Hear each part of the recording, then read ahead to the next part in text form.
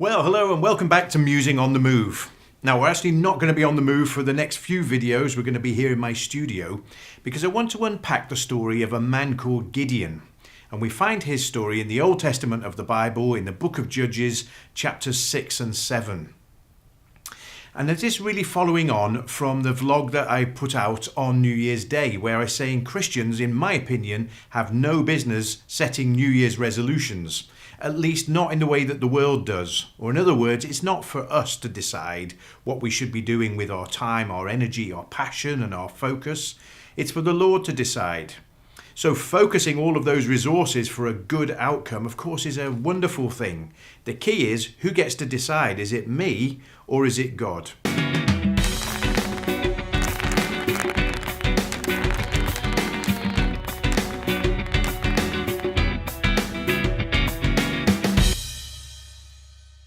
So I want to map the story of Gideon because I think we need to go on a journey. Here we are at the beginning of 2019.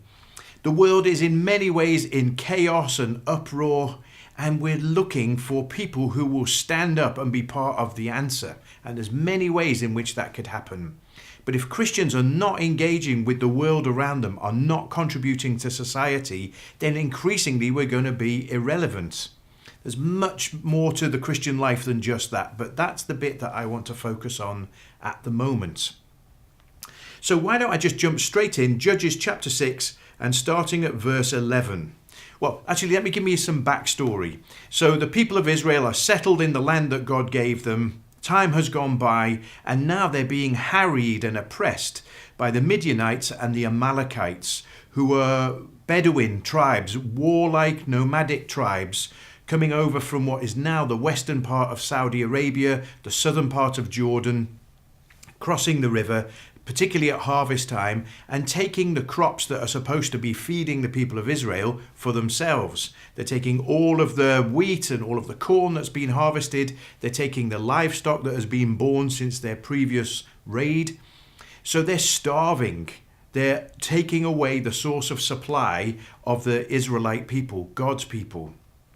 Now, I think we're facing all kinds of problems, but for sure, the church is up against it at the moment. There are many aggressive, small interest groups who seem determined to undermine the foundations of our faith and to try and slowly make it difficult for us to have a voice. And I think now, like no other time, is a time where Christians have to stand up with grace, yes, but also with truth, so that the world does not lose the truths that we've been carrying for more than 2,000 years.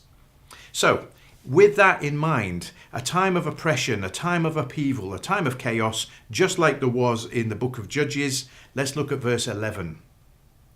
The angel of the Lord came and sat down under the oak in Ophrah that belonged to Joash the Abiezrite, where his son Gideon was threshing wheat in a winepress to keep it from the Midianites. When the angel of the Lord appeared to Gideon, he said, "The Lord is with you, mighty warrior." Now let's just stop there and pause for a second.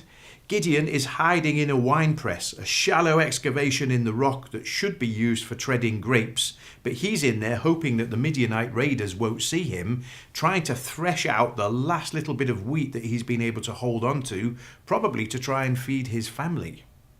And it says the angel of the Lord appeared and sat down under the oak at Ophrah, right next to the winepress where Gideon was. I love this picture. Here's a man hanging on for dear life. All he can focus on is the here and the now and survival, and the Lord himself. So when it says the angel of the Lord, that's a theophany. That's the physical manifestation of God on the earth. Probably not in human form, certainly not like Jesus when he came and was born as a baby.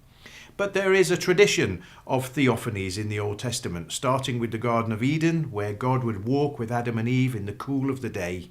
And here he is visiting Gideon. And he sits down. Such a gentle picture. This is a conversation about to take place. This is not judgment. This is not fear-based. This is conversation-based, what happens. And he says to Gideon, "The Lord is with you, mighty warrior." Well, frankly, that just isn't true, is it? At the time that the angel of the Lord is saying that, Gideon's not a mighty warrior. But God is speaking from his point of view. He's pointing from what he can see, not looking at the earthly point of view, certainly not based on Gideon's opinion of himself. Probably nobody had an opinion of Gideon that was anything other than an insignificant man trying to hang on for dear life. But God speaks to the things which are not yet, as if they already are. And that's the principle there. He's speaking to Gideon to provoke him. When God speaks to us, it's a bit like you're paddling in the shallows of a beautiful tropical sea and the handle of a ski tow rope plops into the water in front of you. Well, there's a question and a provocation there, isn't there? Are you going to grab hold of that and hang on for the ride that's coming, or are you going to back away? It's the same when God speaks to us, like he's speaking to you right now, he's provoking you to say, are you a woman or a man who I can use in these troubled times? Are you going to make yourself available for whatever I want to do with you, or are you going to play it safe and hide? So he's provoking Gideon and says, you mighty man of valor. Imagine if the Lord slid opposite you at the breakfast table and said, good morning, you incredible woman of creativity and passion and vigor and determination. Or what if he slid into the driver's seat next to you as you're on your way to work and said, good morning, you courageous man. You man who I can use to make things better for society, who I can use to support families and children.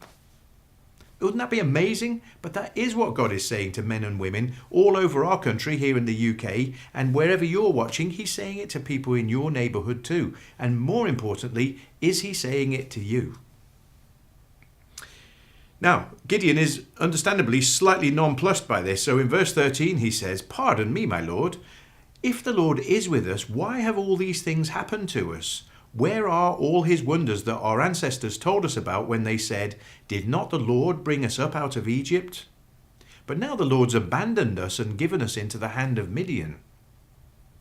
So he knows of the glorious past. He knows the stories of how God delivered his people over and over again, but it isn't happening now. Now, I want to be careful with this, but the last 10 years, in my opinion, we've seen a tailing off in many ways of the miraculous and the power gifts and God's sovereign intervention in our lives. And why is that? Now, there's something seasonal about God's dealings with us anyway, but is it that we've become a bit too secular? Is it that we've become too focused on ourselves and our own comfort and our own well-being? Are we boxing the Lord in and saying, yes, we'll come to church as long as you don't make any great demands of us? Are we just being worn down by the cares of the world? Are we being worn down by the pressure that's being put on us, asking us to conform to things that we just can't agree with? Whatever the reason, often Christians find themselves in a season where there are glorious stories from the past, but the present is pretty dull and boring. And Gideon's saying, but why have you handed us over to Midian? And God had handed them over. And in the next video, we're going to talk about why is it that they ended up in such a mess. But for right now, he's saying, it doesn't feel to me like the powerful God that we all know of is particularly present with us. Is that true for you? Are you feeling that I know God is powerful, but not in my life? I know God can do miracles, but not in my world. I know God can do awesome things. It just doesn't seem to be happening in my circle. The Lord turned to him and said, this is verse 14, go in the strength you have and save Israel out of Midian's hand. Am I not sending you? The Lord ducks the question in a way, but actually gives the answer in a slightly different route. Because he says, look, go in the strength you have. Not the strength I'm going to give you, not the strength you will have in the future, but the strength you have. See, I believe God has buried in each of us all the gifts, all the abilities, and all the courage we will ever need to fulfill whatever he is calling us to. But for most of us, it's at least partly latent. It is there, but we've never seen it because we've never put ourselves in a situation where we've needed to use it. Most of us are infinitely more powerful than we really believe, not in our own strength, but because God has put things in our character and in our DNA, just waiting for the moment when he's going to call them forth and weld them together into our equipment for the task that he's giving us. So the last thing he says is, am I not sending you? You know, not every mission we go on is going to get honoured or blessed by the Lord, because not all of them were ever commanded by him. The key is God with us, and is he sending us? And if we're on a mission that he has sent us on, we know his presence will be with us in every sense that we could possibly need. But if I just start making up my own missions and invite the Lord to come along, then it's an open question whether or not he's going to be with me. He's never going to stop loving me, he's never going to stop redeeming me, and he's never going to stop preparing a place for me in heaven once I've given myself to him. But that doesn't mean he's in on everything that we do, because many of our works are just man-made, which is why God's blessing and favour doesn't seem to be upon them. So then Gideon switches tack and says, "Pardon me, my lord," verse 15, "how can I save Israel? My clan is the weakest in Manasseh, and I'm the least in my family." Lord, I'm insignificant. Yeah, we are insignificant. I know I'm insignificant. So are you. But the Lord answers in verse 16, "Yeah, but I will be with you, and you will strike down all the Midianites, leaving none alive." So is God sending us, and is God with us? If we get a yes to those two things, it doesn't matter how ridiculously difficult our mission appears to be, we will overcome. Not because we ourselves are mighty, but because we're mighty when God is with us, and that's all that matters. So the things that we're facing, the things that you're facing, that I'm facing, can seem huge, and they probably are huge, and they probably are overwhelming, but God doesn't care about those odds. He only cares about finding people who will yield to him, submit to him, and let him use his might and his power through them. But that means we have to take some risks to put ourselves in situations like that, and then all the exciting stuff will happen. So this is an amazing thing that God is saying to Gideon, and Gideon, again, rightly so, thinks to himself, I need to be sure this really is the Lord, because I can see where this is going, and if I'm not hearing God, I'm in serious trouble. So in verse 17, Gideon replies, "If now I have found favour in your eyes, give me a sign that it is really you talking to me." Now at this point, I would expect God to say, sure, no problem, and do some sort of miracle, cause fire writing in the sky or make something appear out of nothing. But in the end, it's something that Gideon does first that gives him the confidence that God really is speaking to him. In verse 18, he says, "Please do not go away until I come back and bring my offering and set it before you." And the Lord said, "I will wait until you return." What incredible grace there. But Gideon is going to worship, by which he means he's going to make a costly offering. Now that's the question. What Gideon wants to know is, will God accept my offering? That's how I'll know that he's really spoken to me. So Gideon went inside, prepared a young goat, and from an ephah of flour he made bread without yeast. Putting the meat in a basket and its broth in a pot, he brought them out and offered them to him under the oak.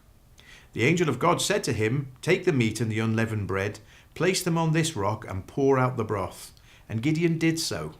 Then the angel of the Lord touched the meat and the unleavened bread with the tip of the staff that was in his hand. Fire flared from the rock, consuming the meat and the bread, and the angel of the Lord disappeared. When Gideon realized that it was the angel of the Lord, he exclaimed, "Alas, sovereign Lord, I've seen the angel of the Lord face to face." But the Lord said to him, "Peace, do not be afraid, you are not going to die." So Gideon built an altar to the Lord there, and he called it "The Lord is Peace," and it stands to this day in Ophrah of the Abiezrites. So, is God speaking to me? That's Gideon's question, and the way he decides to find out if it is God or not is to make a precious, costly offering to the angel of the Lord and wait and see if that offering is accepted. So, do you want to be effective for God? If so, you need to be sure that God is speaking to you, and if that's what you want, you have to worship God in the proper way. Now, ultimately, in this story, the offering is accepted. It's turned into smoke. It's burned by fire that literally comes up out of the rock and consumes the sacrifice. That's God indicating his favour. And then when Gideon realizes he's actually been speaking to the Lord God, he's afraid because nobody survives that usually. But the Lord says, "Do not be afraid. Peace." You will not die. That's why he calls the altar, the Lord is peace. So we need to make an offering and we need to see it accepted by God. And that's how we'll know that this calling that we feel that we're receiving is from the Lord. And some of you listening to this video, this is God calling you to stand up and get busy and get active. And your first question needs to be, how do I know it's God? And the way you're going to do that is to worship. Now, here's the problem. I've been raised in the charismatic wing of the church since I was a small child of 3 years old. And like everybody else in the charismatic movement, I've been programmed to automatically assume that when the Bible says worship, what it's talking about is us singing together on a Sunday morning. Now, to sing songs to God can be an act of worship. Sung worship, in my opinion, has taken a place far, far in excess of the one it was ever designed to have. And unfortunately, I think largely it's an emotional group experience. But occasionally it does trigger something of the spirit. Now, before I go any further, let me say I've been in worship teams for more than 35 years, right up until a few months ago. And the last years of playing in a worship team were the best I ever had. We had a worship leader who was brilliant, was humble, was great musically, a tremendous songwriter, and seriously committed to the Lord, who he loves very much. So it can be an amazing thing. And I'm not saying we should not do it, but it's very, very little to do with the worship the Bible talks about. Almost every word for worship in either the Old or the New Testament really is about describing body posture, kneeling, prostrating, bowing our heads, lifting our hands. There are indications, say in the New Testament, Paul says to bring psalms and hymns and spiritual songs to the Lord. So there's a place for singing. And because singing is about harmony, there's a beautiful picture there of the harmony of the body of Christ. And if we bring in words about the Lord, of his greatness, that can be incredible. When we start singing about our feelings, I just switch off and I just don't want anything to do with it, quite frankly. But worship is far, far, far, far more than what we sing on a Sunday, because in many ways it's easy to sing to the Lord on a Sunday because everybody else is. And then the rest of our 7 days of the week, there's no sign of any worship. So let's use music, let's not let it take a place bigger than it deserves, and let's not see that as any kind of alternative to offering up our souls and bodies as living sacrifices. Let me find that for you. It's Romans 12 verse 1, I think. Let me find out, where have I gone? Romans 12, it is Romans 12 verse 1. Offer up your souls and bodies as living sacrifices, for this is your acceptable service of worship. So the one time that the New Testament defines what worship is, it doesn't mention singing at all. It says you have to offer up yourself, and by definition, everything that you are. So if we're going to be like Gideon, let's offer God everything. If you think God is calling you at the beginning of 2019, or whenever you watch this video, then make him an offering and see if he accepts it. So let's be practical. Take a piece of paper, use an Excel spreadsheet if you want, but list down all the things that you are and all the things that you've got. And then we're going to put them before the Lord. So all the things that you know, all the things that you can do, all your skills, all your abilities, the languages that you speak, the education that you've had, the relationship networks that you've got, the money that you've got, your car, your house, your garden. There are so many things that we have that God has given to us and given us to be stewards of. So write that list and then find ways, ask the Lord to help you with this, to say, Lord, how can I offer these things to you?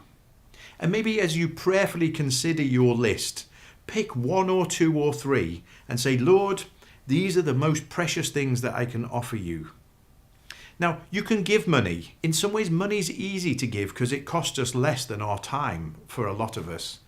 So you just decide, what is the most costly thing? Is it your house? Could you open that up and say, listen, if people need to meet, we've got a big house, we'll host it, we'll provide the tea and coffee and food. Use our house however you see fit. Have you got a big car? Could you use some of the seats in that car to take people to church who can't drive, who are disabled or infirm? Have you got a big garden? Well, what about letting your kids bring their friends in and you just lavish God's love upon them? So offer things to the Lord and then wait and see what happens. Because I think if God is calling us and we make all of our resources available, pretty soon some connection is going to happen, which will be the equivalent of the sacrifice getting burned when Gideon had made it. A phone call, look, we need somewhere to host an alpha group, or we need to shelter some people. There's a woman and her children need to be protected for a few weeks while we find somewhere for her to settle permanently. Is that something that you could help with? We've got a student coming from China. Can anybody put them up in their house? We need people to come early and set up everything for church because we meet in a school and have to set it up and tear it down every time. See, if we offer all of these resources, we'll get away from the normal Christian setup where a tiny number of the congregation of any fellowship do nearly all the work. So, what is God asking of you? What can you offer? Make a sacrifice, a real worship sacrifice, and then wait and see, will God accept it? Now, hopefully it won't go literally up in smoke, but he will take it and use it. It will no longer be yours, it will be his, and he will show you a way of using it for him. And that's step number 1 on the journey towards being effective for God.